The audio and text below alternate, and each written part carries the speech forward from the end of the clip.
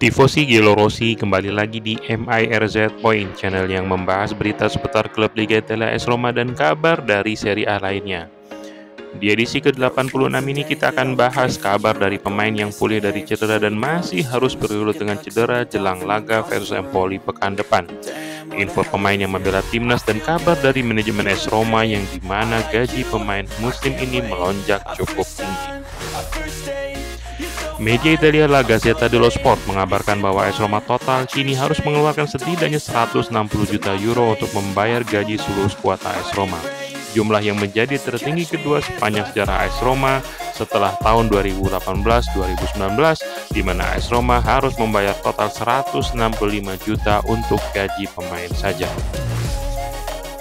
Hanya saja di musim 2019 tersebut AS Roma mendapatkan pemasukan jauh lebih banyak, yaitu sebesar 320 juta euro dibandingkan dengan 250 juta euro di tahun ini. Apapun itu, angka itu menunjukkan investasi dan komitmen yang besar dari pemilik klub untuk membawa AS Roma ke level yang lebih baik dan tentunya terus berhati-hati dengan aturan financial fair play yang mengikat semua klub di Liga Top Eropa. Pemain Portugal Renato Sanches dikabarkan sudah pulih dan siap kembali tampil di laga Roma versus Empoli, dan kini dengan cederanya Pellegrini dan Hossein Aouar, Renato Sanches mungkin saja akan tampil dari menit pertama bersama dengan Cristante dan Leandro Paredes. Masih dari kabar pemain lainnya, Paulo Dybala dan Hossein Aouar juga tengah melakukan proses penyembuhan dari cedera yang diderita oleh mereka.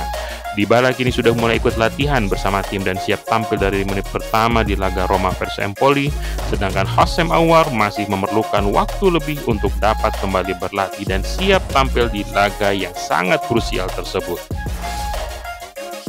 Kabar berbeda datang dari sang kapten Lorenzo Pellegrini, di mana Pellegrini masih diragukan untuk dapat pulih di laga versus Empoli nanti. Hal yang membuat Mourinho mendapatkan PR baru dan harus memikirkan formasi terbaik tanpa kehadiran Pellegrini di lapangan. Eksekutif Inter Milan Javier Zanetti berkomentar tentang kepergian Lukaku ke AS Roma. Tanpa ragu-ragu, ia mengatakan bahwa betul Inter Milan menginginkan Lukaku untuk tetap bertahan.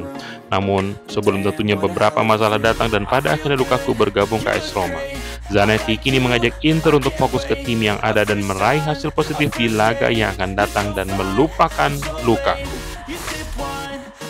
Dari persiapan laga kualifikasi Piala Eropa 2024, Lukaku, Mancini, dan Cristante dikabarkan akan tampil dari menit pertama di laga Italia dan Belgia yang akan berlangsung di weekend ini.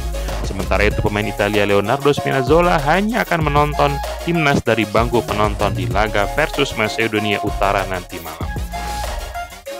Dari timnas Italia, Luciano Spalletti dikabarkan sangat optimis dan mengatakan bahwa tidak ada alasan untuk tim sebagus Italia untuk gagal di kualifikasi Piala Eropa.